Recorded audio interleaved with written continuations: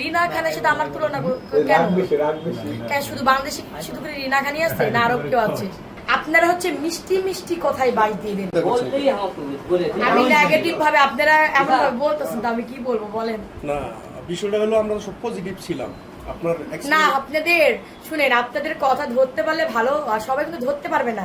আপনারা যে ইঙ্গিত মানে কথা বলেন, অ্যাঙ্গেলে কথা বলেন, সেই জায়গা থেকে যদি ভালো যারা মানুষ তারা কিন্তু এমনি বুঝে যাবে। আপনারা হচ্ছে মিষ্টি মিষ্টি কথাই বাই দিয়ে দেন। না, আসলে বিষয়টা হলো কি, আপনাকে বলা হচ্ছে আপনি বলে কোনো খেলাতেই কাঁদেন না।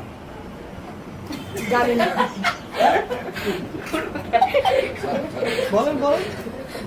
আর কিছু বলবো না, আমি বললাম না মানে এমন ভাবে বাসটা আমাদের দিতেছে।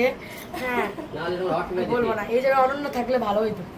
কতটুকু সত্য আপু যে কোনো খেলায় কাঁদেন না? আমি কি আপনাকে অন্য কিছু বলবো? আমার মুখ থেকে শুনতে চান? নেগেটিভ কি বলেন? তাহলে কিন্তু খারাপ হয়ে যাবে। তো না শোনাটাই বেটার মনে হয়।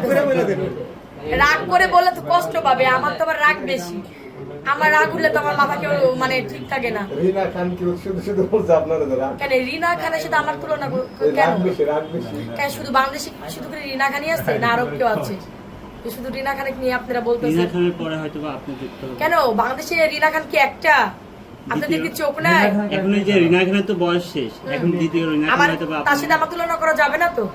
তার বয়সের সাথে আমার বয়স এখনো যায় না, সময় হলে যাবে। তাহলে ওর সাথে আমার তুলনা কেমন কি করে হয়?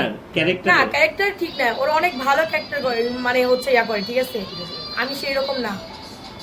তাহলে খেপতেছেন কেন আসলে রিনা? আমি রাখবো না কেন? আপনাদের কথাই আমি রাখতেছি।